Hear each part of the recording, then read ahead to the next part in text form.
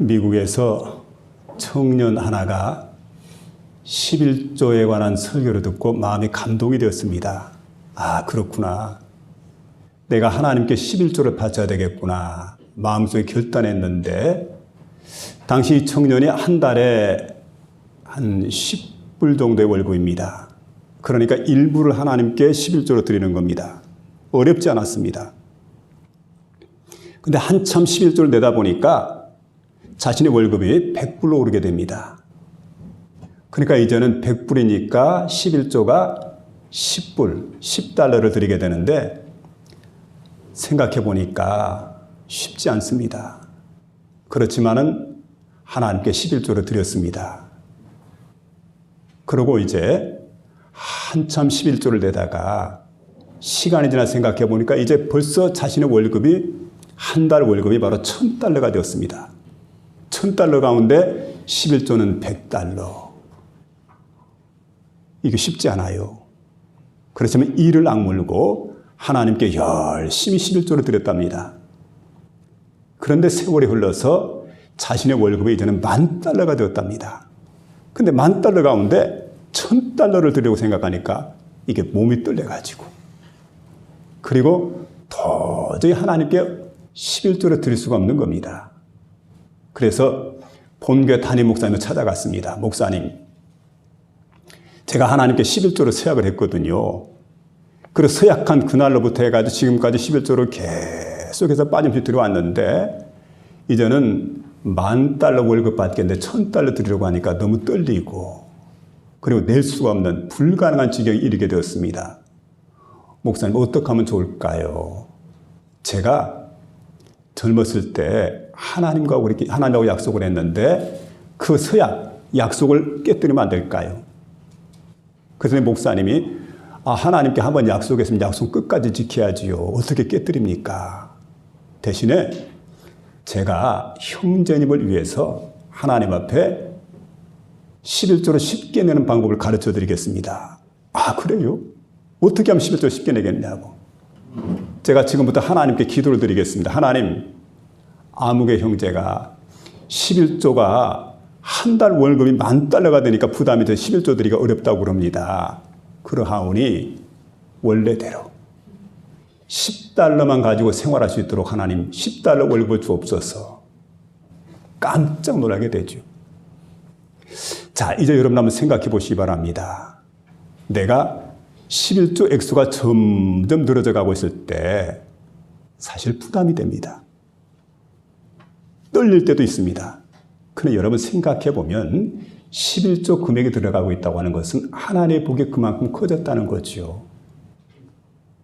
그러니까 하나님께 감사하고 찬송하고 하나님께 더 큰 영광 돌릴 일입니다. 그리고 지금까지 여러분 하나님께 11조를 드리신 분이 있다고 한다면 끝까지 잘 드릴 수 있기를 부탁을 드립니다.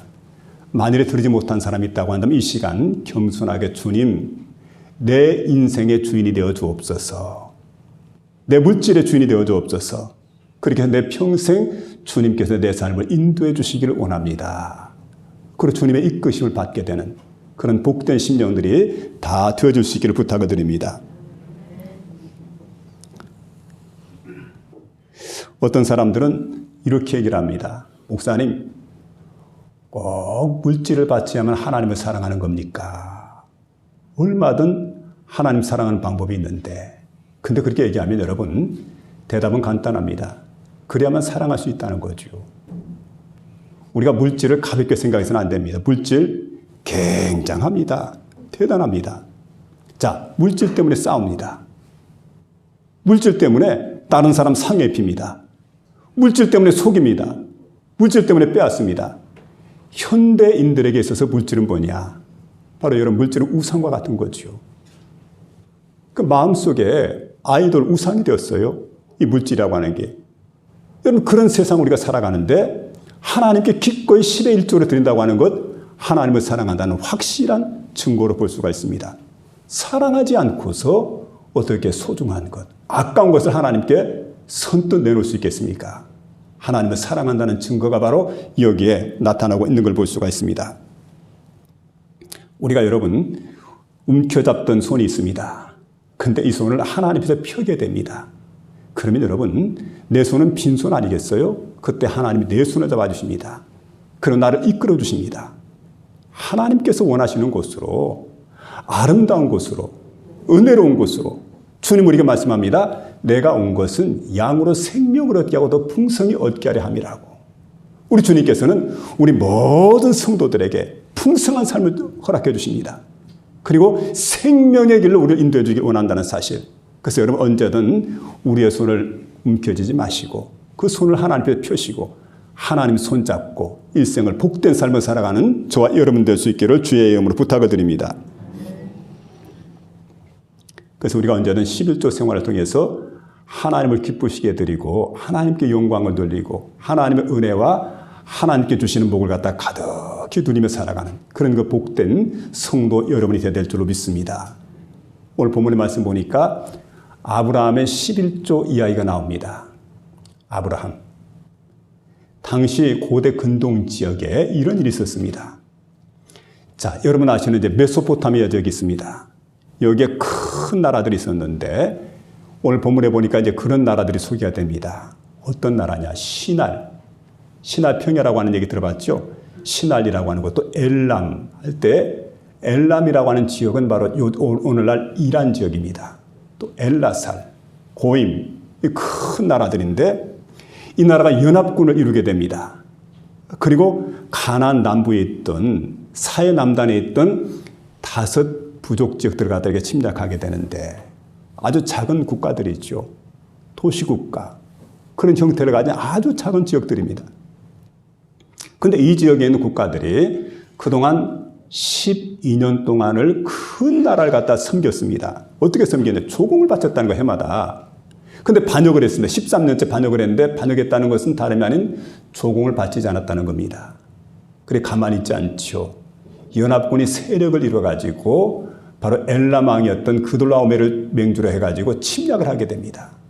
그러니까 여러분 거대한 나라들 앞에서 작은 도시국가는 속수무책으로 당합니다. 근데 이렇게 와서 그냥 완전히 그냥 그 짓밟아 놓고 폐허가 되게 만들고 그뿐만 아니라 거기에 살고 있던 많은 사람들을 포로로 잡아갈 때 아브라함의 조카였던 롯이 함께 붙들려가게 됩니다. 이 소식이 아브라함에게 전달됩니다. 아브라함이 소식을 듣고 가만히 있질 않죠. 그 조카 롯을 갖다가 구해와야 되겠다 생각을 하고 집에 있던 가신들입니다. 그러니까 어떻게 보면 잘 훈련된 사람들은 아니에요. 그냥 함께 일하고 노동하고 했던 그런 식솔들이죠. 그런 어떻게 보면 머슴 같은 사람들. 자, 이런 사람들이 이제 한 318명인데 이 사람들을 거느리고 단까지 추격해 올라갑니다. 그러니까 아브라함이 지금 거주하는 지역은 헤브론입니다. 헤브론에서 단까지. 여기까지 거리가 200km가 넘습니다. 근데 요즘 길이 아니에요. 옛날 길입니다. 산길입니다. 그리고 여러분 헤브론에서 올라가는 길은 대단히 험난한 길들 아닙니까?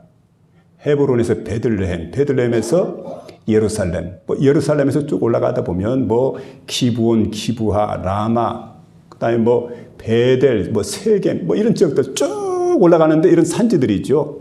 그러니까 유대 산지, 에브라임 산지, 베냐민 산지, 사마리아 산지 쭉 올라가다 보니까 한 500여리 떨어져 있는 곳에 단이라고 하는 그 지역까지 올라가 있습니다. 거기까지 추격해 들어가죠. 근데 여러분 당시에 이제 가신들을 갖다가 그냥 보내지 않고 그룹을 나눕니다. 몇 그룹을 나눠가지고 이렇게 들어가게 만듭니다. 그리고 이제 아브라함이 함께 들어가게 되는데, 자, 여기 보니까 318명의 군인, 가신들이죠. 그들 데리고 이제 야함을 타서 기습작전을 펼치게 됩니다. 그런데 여러분 그들 쳐서 파고 기습작전을 이렇게 펼치게 되는데 밤중에 그들이 들어왔기 때문에, 그리고 굉장히 날렵하고 굉장히 강한 그런 군사들 착각을 하죠. 도대체 이 군사들이 누구일까? 숫자는 얼마나 될까? 그들은 아마 실컷 모든 무장을 해제시켜 놓고 술을 마시고 그리고 이제 아마 즐겼을 겁니다. 그 순식간에 당하게 되니까 자기들끼리 막 좌충우돌 일으켜가지고 많은 사람 죽게 되고 그리고 이 그 틈을 타 가지고 아브라함이 조카 롯과 많은 포로들, 많은 전리품을 가지고 돌아오게 되는데 대승을 거두고 돌아옵니다. 이때 여기 보니까 당시에 그 살렘 왕이었던 멜기세덱이 마중을 나갑니다. 그리고 이제 아브라함 일행 갖다 이렇게 마중을 나가서 아브라함을 이렇게 축복을 하는 그런 장면이 오늘 본문에 나타나게 되는데 18절에 아브라함을 만나는데 그냥 만나는 게 아니죠. 떡과 포도주를 가지고 만납니다. 기쁘게 만납니다. 그리고 그를 갖다가 마음껏 축복해주는. 그러니까 생각해 보니까 아브라함이 생각해 보니까 아하, 이 전쟁이 승리한 것은 바로 하나님께서 은혜 주셔서 내가 승리를 거둘 수가 있었구나 생각을 하고 자신이 가지고 있던 그 전리품 가운데 10분의 1을 멜기세덱이 갖다 바치게 됩니다. 자, 근데 여러분 이 10분의 1을 멜기세덱에게 바쳤던 이 사건이 바로 성경에서 말하는 최초의 11조 사건입니다. 이렇게 하나님의 종이었던 멜기세덱에게 10분의 1을 바치게 되고 이것이 이제 최초로 하나님께 드려졌던 그 11조의 모습인데 여러분 오늘 이 11조를 갖다 아브라함이 드렸는데 그 11조의 영성이 오늘까지 전해지게 됩니다. 그 정신이. 그래서 오늘 우리도 하나님께 아브라함처럼 믿음으로 11조를 드리게 됩니다. 그래서 오늘 이 시간 우리 모두가 생각해 볼 수 있는 그런 말씀은 바로 11조의 정신입니다. 11조의 영성입니다. 우리가 11조에 대해서 어떤 마음을 가져야 될까? 어떤 태도를 취해야 될까? 그리고 앞으로 신앙생활 할 때 11조를 어떻게 내가 하나님 앞에서 대하게 될까? 여러분 이 말씀을 생각해 보는 가운데 저와 여러분의 마음속에 크신 은혜가 임하는 복된 시간 될 수 있기를 주의 이름으로 부탁을 드립니다. 첫째로는 11조는 하나님의 복주심에 대한 당연한 응답이라는 거예요. 하나님 복주심에 대한 당연한 응답. 전쟁에서 승리하고 돌아오는 길에 멜기세덱을 아브라함이 맞이하게 될 때 그가 떡과 포도주를 가지고 오고 그리고 기쁘게 맞이하게 됩니다. 그때 생각을 해요. 내가 하나님의 제사장, 하나님의 사람을 만나죠. 내가 하나님께로부터 복받은 존재로구나. 자신이 받은 복을 생각하고 복을 헤아리면서 하나님 앞에 이렇게 자원해서 10의 1조를 드렸던 그런 아브라함입니다. 그러니까 여러분 11조의 출발점은 복 주시는 하나님을 만나는 데서 출발한다는 거예요. 하나님 만나는 데서. 여러분 생각해보면 우리가 생존하고 호흡하고 그러고 일하고 결혼하고 자녀를 낳고 가정을 이루고 이 모든 일을 생각해 볼 때 이게 우연한 일이 아니죠. 하나님께서 복 주셨기 때문에 이런 일이 가능하다. 근데 어떤 사람들은 하나님께로부터 주신 그 복을 갖다 헤아리지 않습니다. 그러니까 하나님께 주신 복이라고 생각하지 않습니다. 근데 믿음의 사람들 생각할 때 이 모든 것들은 바로 하나님께서 내게 주신 복이다. 이런 마음을 우리가 가져야 되는 거죠. 그러면서 이제 하나님께서 복 주심에 대해서 감사하는 마음으로 드리는 게 뭐냐면 11조의 정신이라는 거예요. 우리가 이 복을 너무 쉽게 망각을 합니다. 그래서 시편 103편 1절에 보니까 내 영혼아 여호와를 송축하며 그 모든 은택을 잊지 말지어다. 그가 내 모든 죄를 사하시며 내 모든 병을 고치시며 내 생명을 파멸해서 속량하시며 인자와 긍휼로 관을 씌우시고 모든 좋은 것으로 만족케 하사 내 청춘을 독수리같이 새롭게 하시는도다. 여러분 그러므로 하나님 여호와께 송축하는 하나님 여호와께 영광을 돌리는 저와 여러분이 되어야 될 줄로 믿습니다. 절대 그 은혜를 우리가 망각해서는 안 돼. 여기 아브라함을 환영하고 축복하는 그 멜기세덱을 보니까 멜기세덱은 어떤 사람이냐? 제사장입니다. 의의 왕입니다. 그리고 살렘 왕이었습니다. 게다가 히브리서에 보니까 히브리서 7장 3절이죠. 이 사람은 처음도 없고 마지막도 없습니다. 족보도 없습니다. 영원한 존재입니다. 게다가 하나님의 아들과 방불한 사람이었다. 이렇게 말하게 됩니다. 그러니까 여러분 이분이 누구냐? 이 멜기세덱은 바로 이제 신약시대 때 우리 가운데 찾아오신 인간의 몸을 입고 찾아오신 그리스도 예수의 예표가 되는 사람입니다. 바로 그리스도 예수의 그림자가 되는 사람, 표상이 되는 사람. 그가 바로 멜기세덱이었던 것을 볼 수가 있습니다. 여러분 멜기세덱 떡과 포도주를 가지고 나타났는데 예수님께서 떡과 포도주를 가지고 나타납니다. 그리고 지상에서 사역을 하시면서 마지막 날 밤 최후의 만찬을 벌이게 됩니다. 그 최후의 만찬 석상에서 제자들에게 떡과 포도주를 갖다가 나눠주게 됩니다. 주 예수께서 잡히시는 밤에 떡을 가지자 축사하시고 떼어 이르시되 이것은 너희를 위하는 내 몸이니 이것을 행하여 나를 기념하라 하시고, 여러분 주님께서 떡을 가서 축사하시고 떼어 주셨어요. 그러면서 말씀하지요. 이 떡은 바로 뭐냐? 이 떡은 바로 너희를 위하는 내 몸이다. 식후에 또한 이와 같이 잔을 가지고 이르시되 이 잔은 내 피로 세운 새 언약이니 이것을 행하여 마실 때마다 나를 기념하라 하셨으니, 여러분 바로 이 잔은 뭡니까? 보혈의 잔입니다. 그리스도 예수께서 십자가상에서 흘리신 그 귀한 값진 피, 바로 보혈의 잔을 갖다 우리에게 마시라고 말씀해 주고 있습니다. 이 잔을 마셔라. 그리고 주님께서 말씀하죠. 나를 기념하라 하셨으니, 기념이라는 것은 기억하는 거죠. 여러분, 나를 위해서 주님께서 십자가상에 못 박혀 돌아가셨다는 것, 그리고 나를 위해서 살을 찢겼다는 것, 나를 위해서 피를 흘리셨다는 것, 이걸 내가 기억하는 것 너무 중요하죠. 여러분, 그 은혜와 사랑을 내가 입었다고 한다면, 그 은총을 내가 입었다고 한다면 어떻게 내가 하나님 앞에 대충 나올 수 있겠습니까? 여러분, 그 은혜와 사랑을 내가 받았기 때문에 하나님 앞에 드림의 행위가 필요합니다. 그게 바로 뭐냐면 하나님께 그 마음으로 11조 드리는 거예요.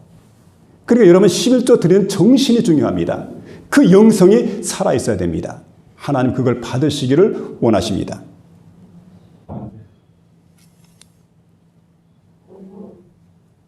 11조는 물질이 아닙니다. 11조는 우리의 신앙 고백이죠. 아브라함 물질을 가지고 예수님 만났습니다. 여러분 보세요. 11조 안 바치고 예수를 얼마든 믿을 수가 있는데 11조 안 바치고 예수님을 만날 수 있는 길이 쉽지 않아요. 11조 안 드리고 내가 하나님 만나는 길이 쉽지 않다는 겁니다. 그래서 이게 보니까 하나님 앞에 만남의 관계에서의 소중한 11조를 드리고, 그리고 만남의 관계가 이루어지는 이런 장면을 우리에게 보여주고 있는데, 우리가 여러분 다시 한번 물질과 생활하면서 온전한 11조 생활을 갖게 되는 그런 태도가 우리에게 필요합니다. 여러분 잘 아는 록펠러가 있습니다. 그가 큰 위기를 만났습니다. 친구가 광산을 소개했는데 광산 사업을 한번 해보라고. 근데 사기를 당해가지고 그 원금을 다 잃어버렸어요. 그러니까 뭐 쫄딱 망해버리고 어찌할 바를 모르는데, 근데 원래 광산 노동자들이 참 순하디 순한 사람들이었는데 그만 월급이 밀리니까 폭도로 바뀌게 됩니다. 그리고 많은 사채업자들 빚을 독촉하는데 정신이 없습니다. 그러니까 살아있다는 게 참 기적 같은 일이죠. 아, 이래서 사람들이 자살하는구나. 자살까지 생각을 하게 됩니다. 그러던 어느 날 폐광 앞에 쓰러져서 하나님께 기도를 드립니다. 하나님, 저는 하나님 말씀이 1.1에게라도